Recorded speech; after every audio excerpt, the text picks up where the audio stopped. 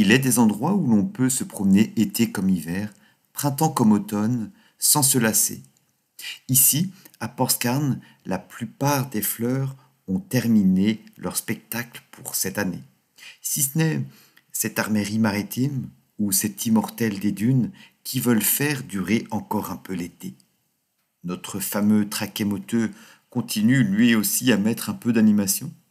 Mais en ce moment, le héros du jour se cache au ras du sol, parmi les herbes. C'est un petit champignon. Un champignon lamellé de 4 à 10 cm, nous dit le guide des champignons. Le pleurote du panicaut pousse sur les racines du panicaut champêtre, une plante de la famille de la carotte.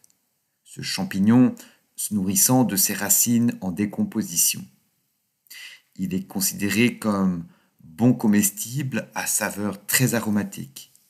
Il est cependant à protéger du fait de sa rareté dans certaines régions. Mais qu'en pense donc le garde du littoral ? Protéger, éduquer, sensibiliser, comme à chaque fois les 3 principales missions du garde du littoral.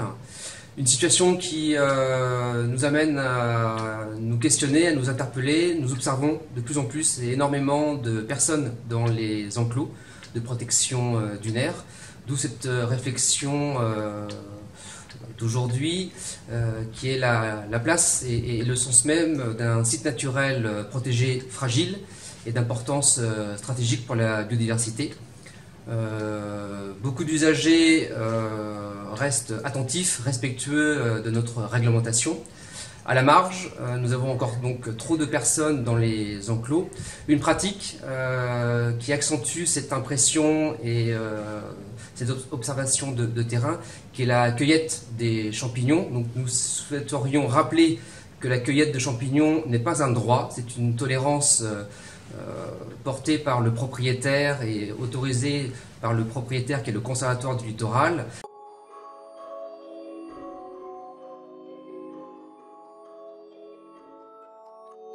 Nous rappelons effectivement des règles élémentaires de respect, de protection de cet espace à travers ce principe que l'aménagement, le respect est l'affaire de tous. Les enclos ont un rôle important, stratégique. Il est donc demandé de ne pas les franchir. Nous serons attentifs à ce principe. Pour le reste du site, il est fortement conseillé de rester sur les chemins existants. Et pour terminer sur une note positive, le chien doit être effectivement attaché et à travers toutes ces mesures, profiter des bienfaits de la nature.